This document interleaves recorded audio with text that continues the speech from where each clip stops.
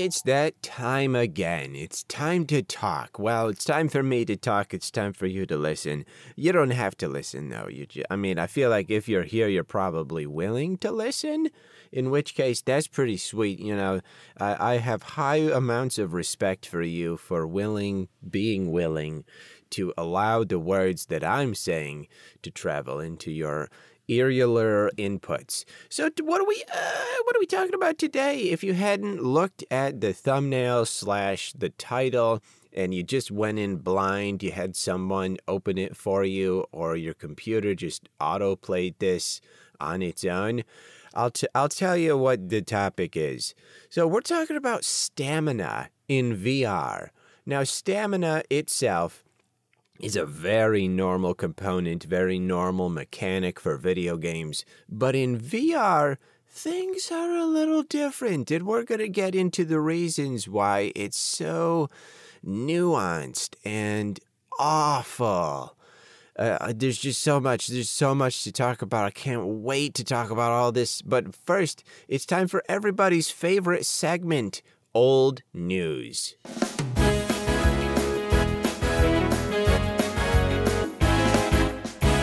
I got nothing new for you. Today's old news is all about the Nintendo Wii Motion Plus accessory. Now, we all know and love the Wii. It's great. It's got motion controls.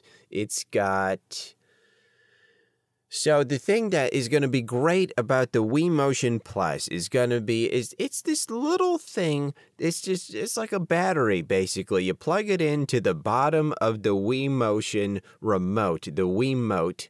There we go, the Wiimote. I forgot what the designation was. I don't know if that's the official name, Wiimote, or if it's the Wii Remote, and then we all just say Wiimote.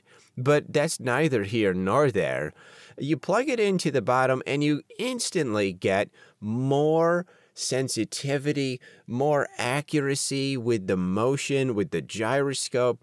It's night and day. It's such a difference. My tennis has improved tenfold. My ping pong will probably also be improved a small amount. Now, this is going to be a great little add-on because you don't need to buy an entirely new remote. There's a big chance that there will be new remotes coming out later. But starting June 2009, you're going to get the option to have much more accuracy in terms of the motion control. And that's what it's all about. It's all about control. That's what Nintendo has been promising forever, is the ability to control motion and emotion. We are one day going to have full unilateral control over our emotions, over our mental state, and this is just one little baby step getting closer to that dream. So keep an eye out for the Wii Motion Plus accessory. It's going to be great for anyone who needs it because there are going to be certain games that require it probably. And also for little children who don't know what it's for. I don't think there's going to be small pieces that you might choke on. So just give it to whoever. Just find an infant on the street, hand it to them. It should keep them busy for a couple hours at least. Keep an eye out, June 2009, yeah, baby, boo, whoa, what's up, look at you, I'm gonna go to school and I'm gonna learn about walruses.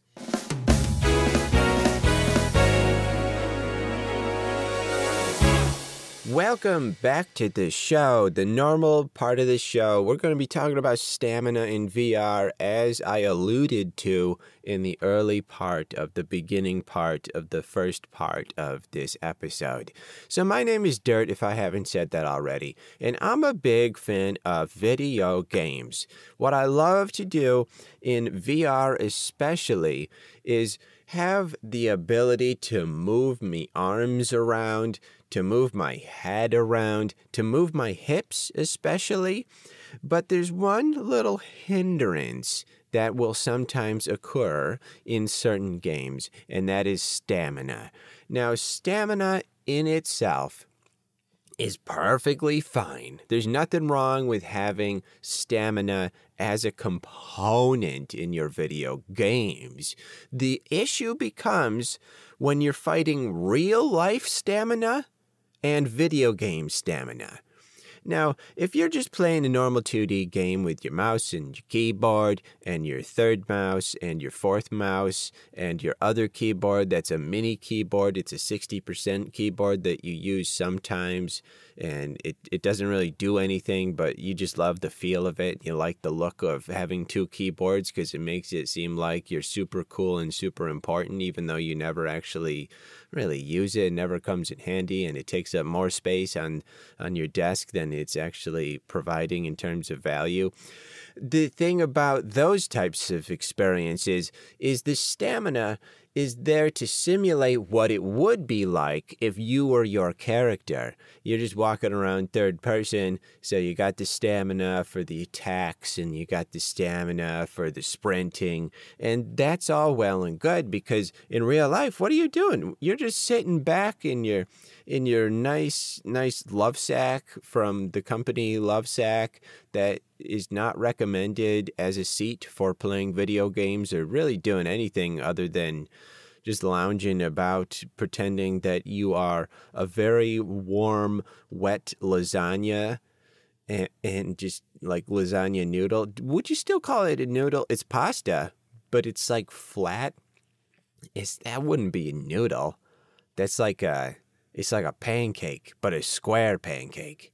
Or like I was about to say papaya. Crepe, that's what I was thinking of. A crepe, but square.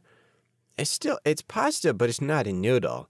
Noodles require it to be more string-like a straw, but not hollow, so not like a straw.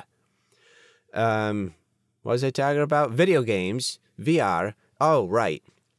So if you're just sitting there, you're not really doing a whole lot. Like you might run the risk of some carpal tunnel, but that's about it. You're gonna be doing a little like I don't know if you can hear that. No, probably not. That's a really quiet keyboard. But you're not doing a whole lot. So what the video game has to do is simulate that stamina so that you have something to fight against, makes it a teeny bit more realistic. But once it comes to VR, guess what? You don't need that anymore because you're actually doing those actions. Now, sprinting, unless you're one of those crazies who has an omnidirectional treadmill, or you have the new boots where it's got the wheel type things on the bottom and you're actually walking, you're actually running. Unless you're one of thems, you're not going to be sprinting, but you are going to be doing everything else. So having a stamina bar, if you will, progress bar, I guess. I don't think progress makes sense. Well, I mean, if your goal is that you're going to be losing some weight or you want to reach like 30 minutes of exercise a day, or you just had an entire gigantic family-sized bag of spicy nacho Doritos, and you're just trying to balance that out, work that off a little bit as much as possible, progress probably doesn't work. But if you're sprinting in VR, you're not actually sprinting in real life. So it's okay to have that stamina. I believe in Into the Radius, which is one of my favorite VR games. You do have the stamina there, but you don't have stamina applying to anything else. There are two games in particular which uses stamina in a very dumb way, a very, frustrating way. So there's a boxing game called Creed Rise to Glory. I'm pretty sure that's the title. I haven't played it in a minute, but I'm 94% sure that's the name of it, and I'm not going to look it up because I don't think it's worth it. I don't think it's worth I don't need to do the spell check. You know, what is this? Are we Merriam-Webster? I don't think so. We're Dirt Webster. If my last name was Webster. It's actually Persephone.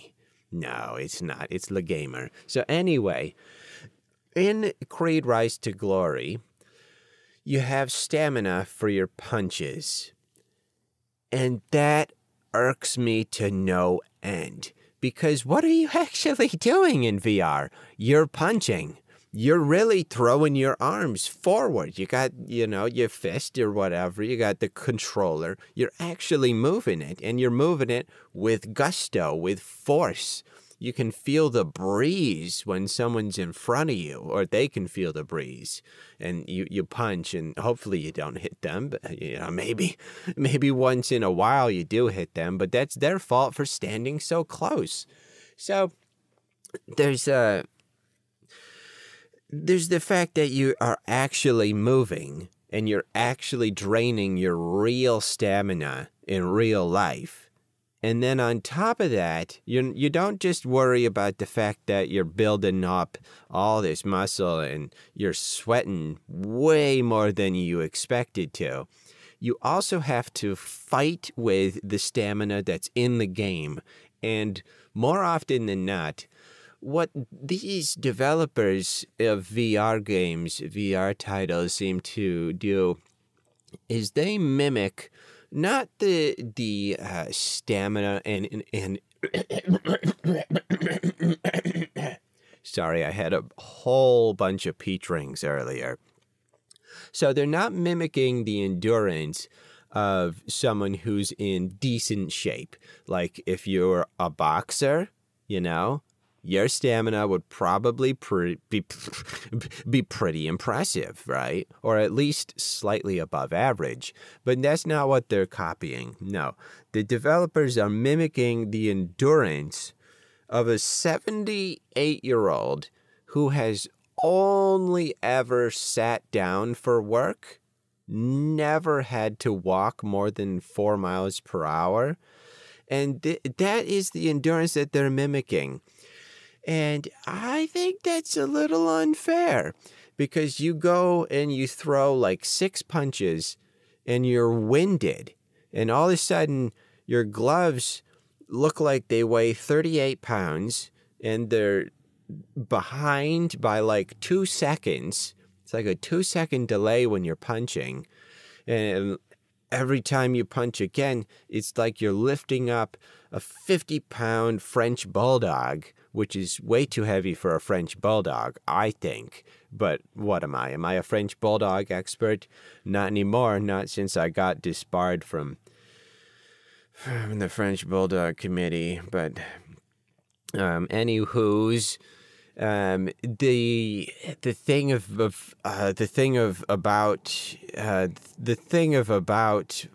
that is that you are throwing.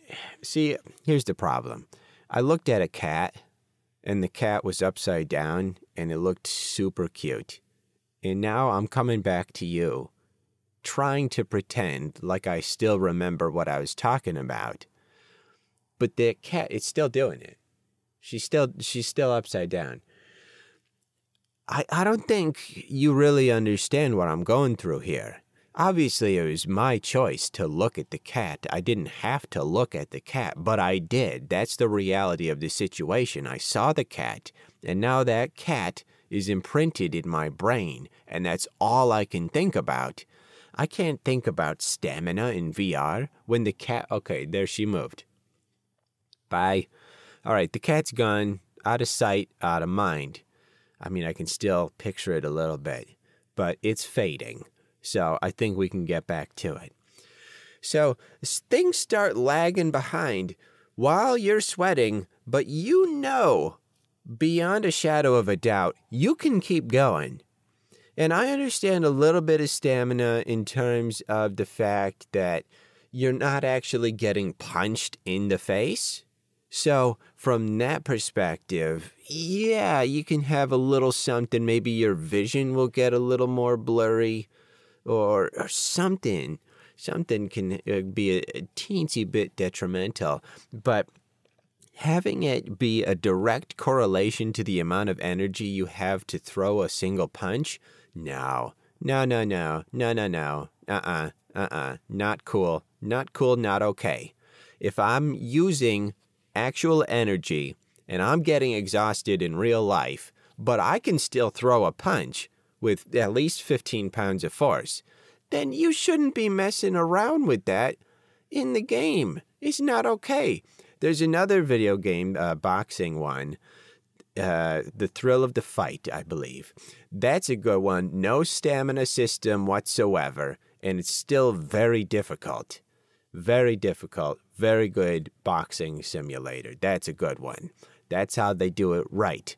But there's another game that does it wrong, and we're going to talk about that game that does stamina in VR very wrong, even though I love that game. We'll get to that right after our sponsor has a little bit of a talk about what they're sponsoring. Go there, go now, bye. Have you ever been on a toilet and thought to yourself, my, oh my, this toilet paper is much too large? Now, toilet paper usually comes in one shape and size. We all know it. We see the toilet paper rolls and we see the little squares with the perforation. Sometimes it's 2-ply. Sometimes it's 2.5-ply. There's a lot of differences. Maybe there's floral decorations.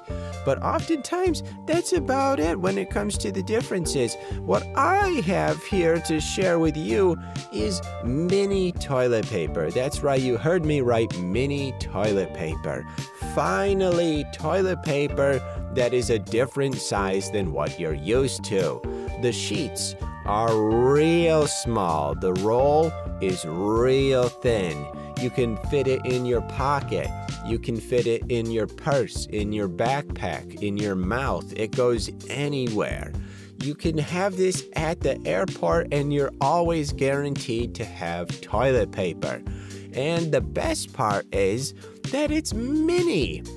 It's not just good for transport and mobility and travel. It's also good if your bottom is not exactly a Sherman tank. It's got a little bit of a petite quality to it.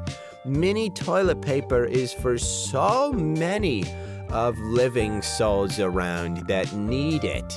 This product is good for those for which it would be good for.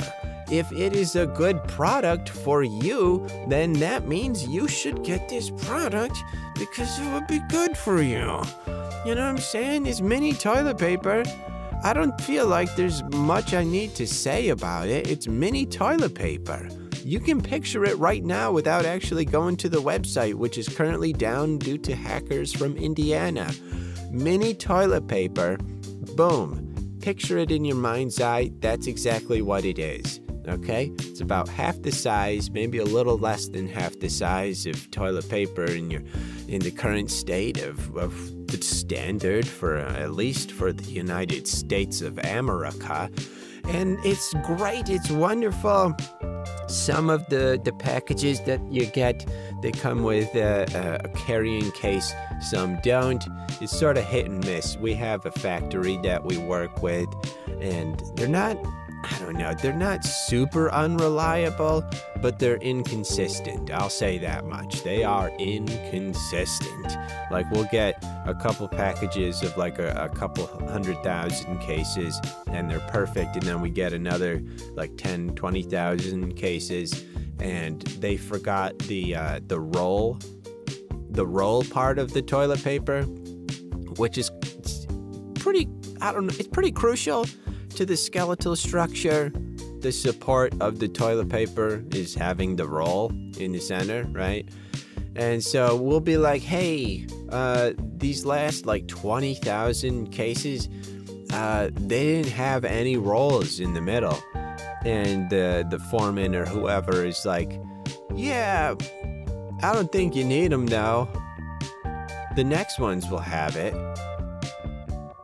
And so we just sort of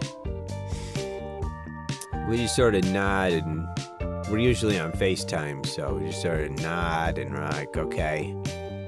Yeah, I mean, it'll squish. It'll really squish. It won't keep its shape. It might be harder to unravel. And then they're like, well, then it's sort of like a game, you know? Like, it's got a little bit of a challenge to it. And then we nod again. And then we start talking about their nieces and how they're playing soccer. And it's like, okay, I guess we're done with the other topic. So get your mini toilet papers today. If you don't, you'll be missing out on some mini toilet paper. I love you. So what was that mysterious second video game that I was about to talk about? Not technically the second game. I've talked about more than 2 already, I think.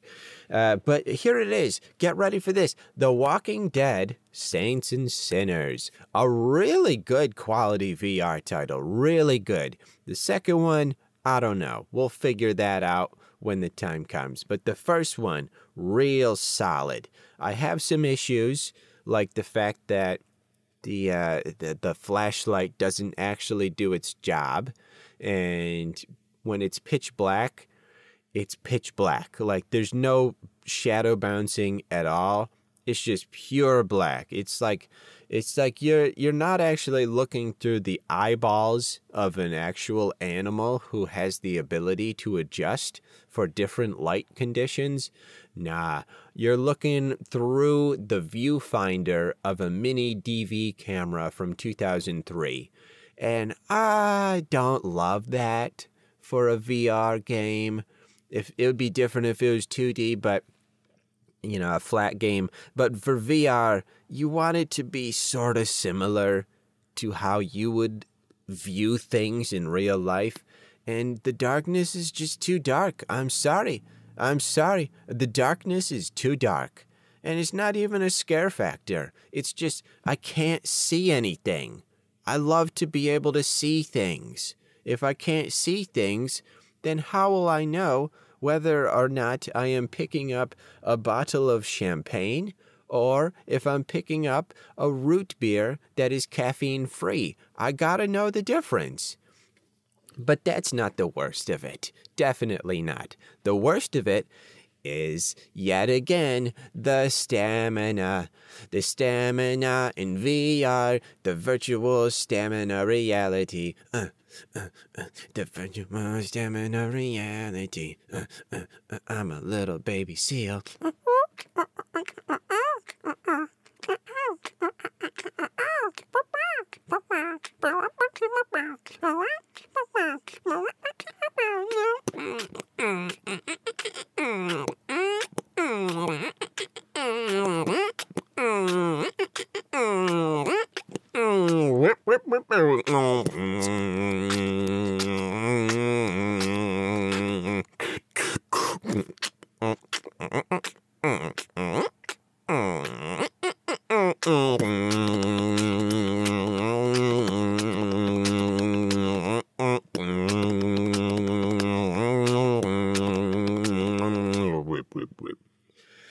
So the stamina system in The Walking Dead Saints and Sinners has many issues, but it has some things that are okay. Now, what they have going for them is they have this system that is very similar to the health system where you can get some sickness. If you get some sickness, your maximum health goes down, and you need to be able to cure that sickness with some medicine and then use a bandage to refill it. For the stamina, if you overexert yourself, your maximum stamina goes down. You need to make a nutria stew, and then it doesn't matter if there's sickness or anything, it'll push past it and expand your maximum stamina. You can eat certain... Sorry, I had a whole lot of peach rings earlier. It doesn't matter if you got sickness or whatever. There's food that'll increase your maximum stamina. So it's a well thought out system. The problem is, yet again, this is not a flat game. This is not a flat 2D game. This is VR. When I'm in VR, I'm moving my arms. The main exertion is not firing a weapon. The main exertion is melee. And melee requires me to actually move. I'm moving my arms around, and I'm throwing a screwdriver over here. I'm grabbing a shiv. I'm throwing it. I'm using. It's not a tomahawk. What is it? It's like a mallet. Not a mallet. What is you got? It's a weapon that's a cleaver. There it is. I was thinking for like butchers, which are the worst. But yeah, cleaver. You got that. But that's pretty fun to swing around. And then all the zombies are like, no, get that cleaver out of my face. And I'm like, no, that's the point of it. And they're like, oh, well, okay, in that case, that's fine. But I'm using my energy. I'm using it all up. Oh, boy, oh, me, oh, my. So I'm getting tired. But goodness gracious, the stamina on this game might be even worse than in Creed Rise to Glory. Again, they're not basing it off of an athlete. They're not even basing it off of a normal, average human being. They are basing it off of a 3-year-old who is asleep currently and has never lifted more than 2 pounds in their life. So that's not wonderful, because you'll get to a situation where you got 3, 4, 10 zombies around you, and you're swinging, it's coming down on their cranium, and then you push them away, and then you throw a shiv, or a night shift, it's called, a really cool knife. You throw that, and then you grab the skull of a zombie, and you push him back, and you say, no, I don't want to buy what you're selling.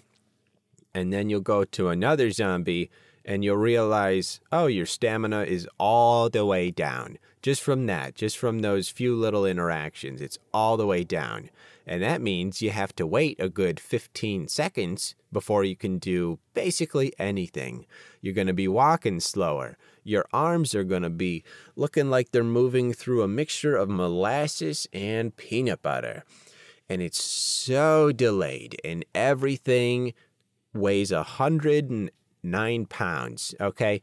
And you didn't even do that much. Like, it'd be one thing if you've been fighting zombies and there was 25 of them in a row, and then you're exhausted. Then I'd be like, okay, yeah, that makes sense. But it's just a few. It's just a few of them. It's just a few little movements. Here and there, hither and thither, to and fro, back and forth. And all of a sudden, nope, you might as well pass out right then and there. Now, in real life, if you're exhausted, like you just biked a really far distance, like 200 feet, you're exhausted, you can still muster up the energy to move, especially when adrenaline's going through you and your life is in very immediate danger. You can still move, okay? It's not like when you're tired, you start moving in slow motion and things are just going at 0.25%. No, 0.25 times. Yeah, 0.25 times the speed. Is that how it would work? 0.25 times the speed? Yeah, because 2 times the speed would be twice as fast. And 0.5 times the speed would be half as fast. So 0.25 times the speed of normal life would be 1/4 the speed, or 3/4 slower, right? Would it be 3/4, 75% slower, 0.25 times? Yeah, I figured it out, okay? We're all alive, and we're moving on. So that's not how it works in real life. You don't just stop being able to lift up a spoon, So that stamina system really gets under my skin. And there are ways to amend it if you're doing this. The trial, it's called in Walking Dead Saints and Sinners. It's basically a survival wave-based. It's maximum of 20 waves. I've finished it like 2 or 3 times, but I've played it All right, 30 times. So it's hard to get to the end. And I love that. I love that. The challenge, it just ramps up and ramps up and ramps up. But there's been quite a few times where I'm in there and my stamina just gets down to nothing and I'm surrounded and you can't push anybody back.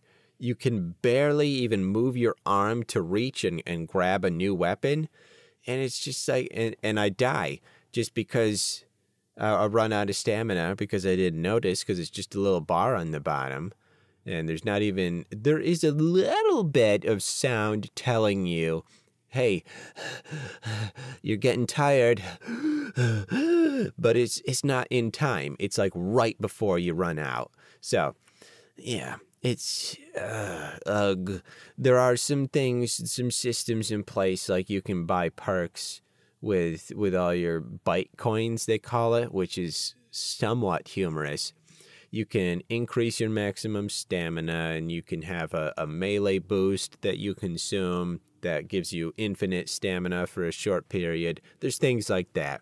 So they've thought it well out. It feels like a video game type of thing where there's balance, quote unquote. But I still feel like the stamina should be reserved for running. And that's it. Like maybe a teensy bit for things like a bow where you're only moving your arms a little bit, but there's no tension. It's not like you're actually pulling the string back on a long bow or a compound bow where it requires some actual energy, it requires some muscle. So in that case, yeah, you could have the stamina go down by a little bit. But when you're actually swinging a knife, like, well, who does that? Freddy Krueger? No, he's got knives for hands. He's got those like scissor fingers. No, that's Edward. Who's swings? Jason, right? No, that's Jason Voorhees. That's a different Michael. There it is, Michael Myers from Halloween. So you're swinging a knife like Michael, and you're not exerting a whole lot of force because there's nothing stopping you. It's just air. You're just going through air. And then maybe to take it out of, like if you stab a pumpkin, it takes a little bit of effort to take it out, but that's about it. It's not much. The rest is just stamina that's being used up in real life, and it doesn't need a translation from video game to reality because reality is taking care of it. Reality is taking care of that challenge for you. You don't need to add even more challenge inside the video game on top of what is already happening in real life. That's the big gripe. The challenges that we've come to know and expect from video games are usually there to replicate challenges you would experience in real you got that covered in real life, then there's no point in adding that in. That's just an extra layer of grievance. I think that's all I have to say on that topic. I think I got my point across. If there's any VR developers listening, or if you know anybody who's a VR developer, just nudge them in that direction of stamina. When it comes to running, sprinting, sure. In a VR game, yeah, sure. But melee, no. Just general movement, no. Just don't. Don't get on my bad side, okay? I will send you a letter. I will send you a letter, and it will not be spell-checked, okay? I'll go out of my way. I'll curb my desire to have accurate spelling and grammar. Sorry, whole lot of peach rings. I'll curb that desire, and I will make sure it has so many spelling errors. You're just going to be looking through it, and you're going to be like, oh my goodness, I can't go on like this. I need to correct it. And then I'll send another letter, and you'll be like, oh no, this one is even worse. I need to cancel all my plans today. I'm just going to be fixing letters, apparently. And that's going to be your life from then on if you don't take my advice. And you continue to put irrelevant stamina systems into a video game where stamina is already being used in real life. That's all I had to say on that topic, but before we leave, guess what we're going to do? We're going to see what today's lucky color is. Today's lucky color is asparagus. This is a beautiful, soft, mute green. It's sort of like the vegetable, I guess, the vegetable of the same name. Asparagus. Asparagus. The hex code for all you graphic designers is 87A96B. It's a pretty good color. I like it. It's got many uses. You can use it for natural decor.